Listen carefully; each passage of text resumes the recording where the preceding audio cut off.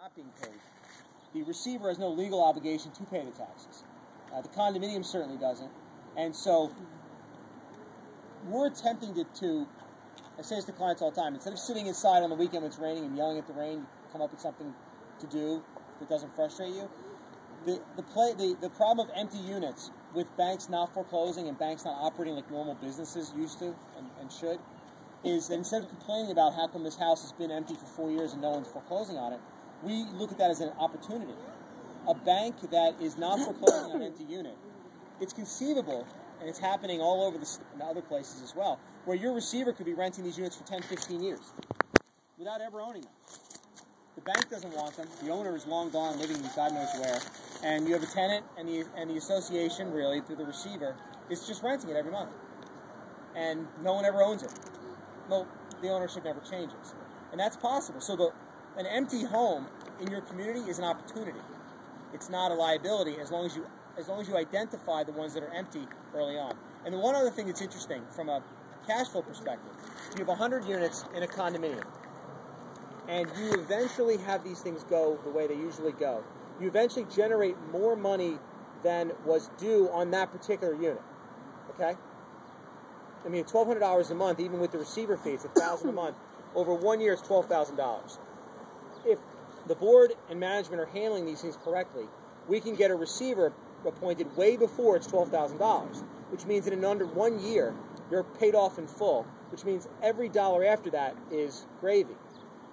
Now, if you, from a cash flow perspective, take that extra money on, let's say, 4 units, you then have enough money, cash flow-wise, to cover the people who aren't paying, who are living in the houses and don't have any jobs, so they're not great targets for all this wonderful legal work. So from a cash flow perspective, the receiverships have the ability to generate revenue above what is needed for those units. So then from a cash flow perspective, you allocate that to the other units, and every month you're actually getting what you're budgeted to get, which means you can pay your vendors on time, you don't have to pay more, you don't have to pay special assessments, and in some instances, you don't have to pay lawyers so fast. It's not that necessary for you to go after every single owner that's delinquent, when from a cash flow perspective, you're not hurting for money. If you budget to get $3,000 a month in assessments, and you get $3,000 a month, arguably you don't really care how you get $3,000 a month. If you get $3,000 a month, the board never special assesses you. And isn't that really all you care about?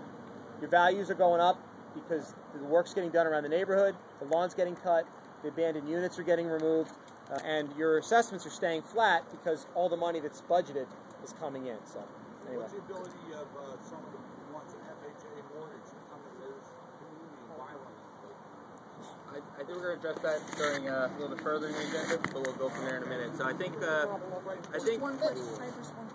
If the receivership is in place and the mortgage company does stop paying the property taxes, the town can't come in and take because the receivership is in place? Correct. The lady asked a question about real estate taxes. If they're not paid, does the government come in and take the property?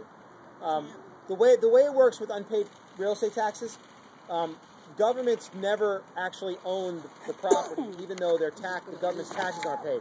They put a lien on the property, and then private businesses buy the lien, and then the government gets its money.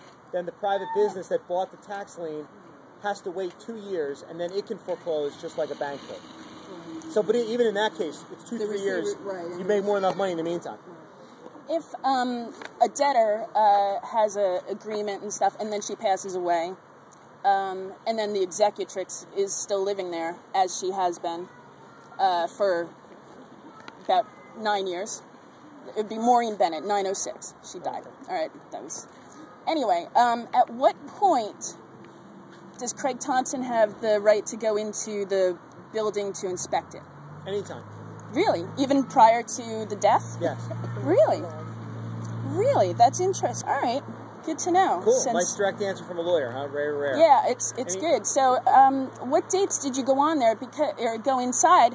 Because I am missing a diamond pendant. Oh, this sounds like a personal thing. We'll talk about it after. It is not personal. Oh, this is like a hypothetical question? No. Let me, since my name has been thrown out there. It's been thrown out in this document. I'm being accused of something in front of a large crowd. I have never entered your unit. I've never walked. Why did it say I personally inspected the unit, and at the current time the debtor is not residing? It means we looked through the windows. And we Really? did what we could for an inspection. and we Prior confirmed- to the debtor and after the debtor's debt, the unit was in complete disarray, and You could look, so you could see that through the window. in addition, the kitchen sink in the unit has been leaking for several years and months. Wow. Has it been? Yes, actually. Oh, well, good. We're all good then. Anybody I'm else sorry, have any what other was your name? questions? We can talk about your stuff after, because obviously we got a little thing going here. It's good. I'll just say in front of everyone here that I did not enter the unit and I did not take anything. Why I does will this not have be- this legal document saying you entered the unit? Once I again, it don't says that know. we. Anybody else have inspected any the questions about things that might be important? How many of the units are there? I like the sarcasm. That's a good Thank you. question. How many units do we have empty, you think?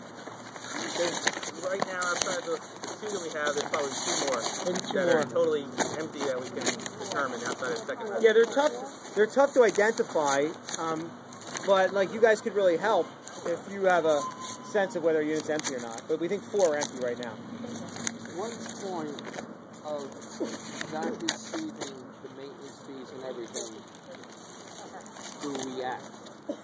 I mean, if it goes to where we're 18,000. Good question. Yeah, it's a that's real question. problem. Ever hear this guy's question?